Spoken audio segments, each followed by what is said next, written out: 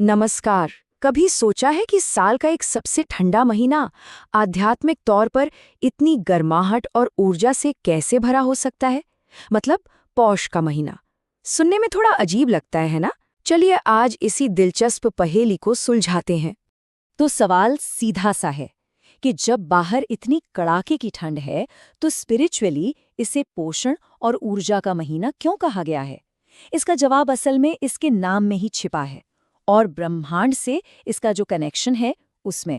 तो सबसे पहले बात करते हैं पौष महीने की, जिसे कहते हैं पोषण का महीना।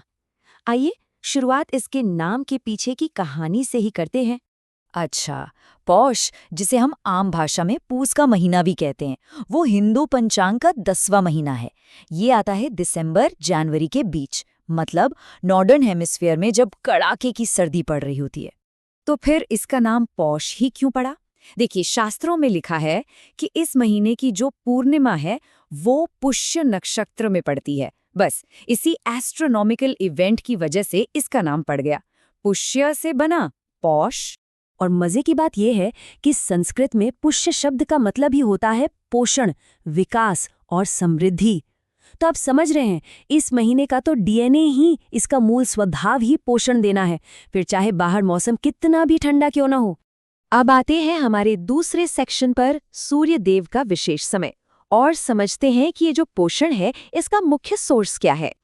देखिए, पौष का महीना पूरी तरह से सूर्य देव को डेडिकेट किया गया है और ऐसा माना जाता है कि इस महीने में सूर्य की पूजा करने से जीवन में शक्ति आती है, सेहत अच्छी रहती है और समृद्धि भी। और सच कहूं तो सर्दियों में इन चीजों की हमें सबसे ज्यादा जरूरत होती है। इसे ऐसे समझ सकते हैं, सूर्य पूजा से 3 मुख्य फायदे मिलते हैं। पहला है तेज, मतलब एक तरह की आध्यात्मिक चमक और एनर्जी। दूसरा है स्वास्थ्य, यानी हमारी फिजिकल वेलबींग। और तीसरा है समृद्धि, जिसमें मटेरियल और स्पिरिचुअल दोनों तरह की संपन्नता शामिल है। सूर्य पूजा तो है ही, पर इस महीने का एक और भी गहरा मतलब है। कुछ परंपराओं में इसे छोटा पितृपक्ष भी कहते हैं। मतलब ये वो समय भी है जब अपने पूर्वजों को याद किया जाता है और उनके लिए कुछ अनुष्ठान किए जाते हैं। लेकिन इस महीने में एक ऐसा दौर भी आता है जब नए और शुभ कामों पर एक तरह का पॉज लग जाता है। इसे कहते हैं खरमास। चलिए अब ये समझते हैं कि आखिर ये खरमास है क्या। ज्योतिष के हिसाब से खरमास तब शुरू होता है जब सूर्य धनु राशि यानी सजिटेरियस में एंटर करते हैं, और इस टाइम पीरियड को किसी भी नए मांगलिक काम जैसे शादी ब्याह या गृह प्रवेश के लिए शुभ नहीं माना जाता। हाँ, पर इसका ये मतलब बिल्कुल नहीं है कि सारी आध्यात्मिक गतिविधियां रुक जाती हैं, बिल्कुल नहीं। बल्कि इस दौरान पूजा, जप और दान पुण्य जैसे कामों का महत्व और भी ज्यादा बढ़ जाता है। बस जो नए शुभ काम हैं, जैसे शादी या घर बनाना, उन्हें कुछ समय के लिए टाल दिया जाता है। चलिए अब देखते हैं इस महीने के प्रमुख व्रत और त्योहार कौन कौन से हैं, क्योंकि खरमास के बावजूद ये महीना आध्यात्मिक रूप से बहुत एक्टिव रहता है। इस महीने में सफला एकादशी और पुत्रदा एकादशी जैसे बड़े व्रत पड़ते हैं। धनु संक्रांति से खरमास की शुरुआत होती है। फिर आती है पौष पूर्णिमा, जिसे स्नान और दान के लिए बहुत ही पवित्र माना गया है। और फिर महीने का अंत होता है मकर संक्रांति के बड़े त्योहार से, जो सूर्य के उत्तरायण होने का जश्न है।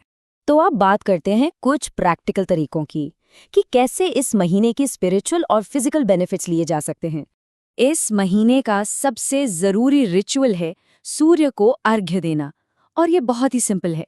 एक तांबे का लोटा लेना है, उसमें पानी, थोड़ा सा लाल चंदन और लाल फूल डालकर एक खास मंत्र के साथ सूर्य देव को अर्पित करना है। और वो शक्तिशाली मंत्र है ओम घृणी सूर्याय नमः।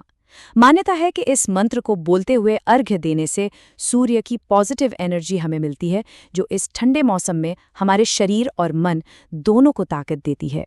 और हाँ, इस महीने में खानपान और दान का भी बहुत महत्व है।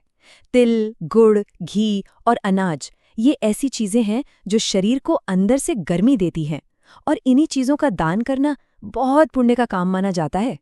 तो कुल मिलाकर देखें तो पौष का महीना एक अनोखा मौका है। बाहर भले ही कड़ाके की ठंड हो, लेकिन ये महीना हमें अंदर से आध्यात्मिक पोषण और सूर्य की ऊर्जा से भर देता है। यह हमें सिखाता है कि सबसे मुश्किल और ठंडे वक्त में भी गर्माहट और रोशनी का एक सोर्स ढूंढा जा सकता है। और ये बात हमें एक बहुत ज़रूरी सवाल पर लाकर छोड़ती है। आज की इस भागदौड़ भरी दुनिया में जब कोई इंसान मानसिक या भावनात्मक तौर पर अकेला या ठंडा महसूस करे, तो वो अपने अंदर पोषण और ऊर्जा के उस आंतरिक सूर्य को फिर से कैसे जगा सकता है?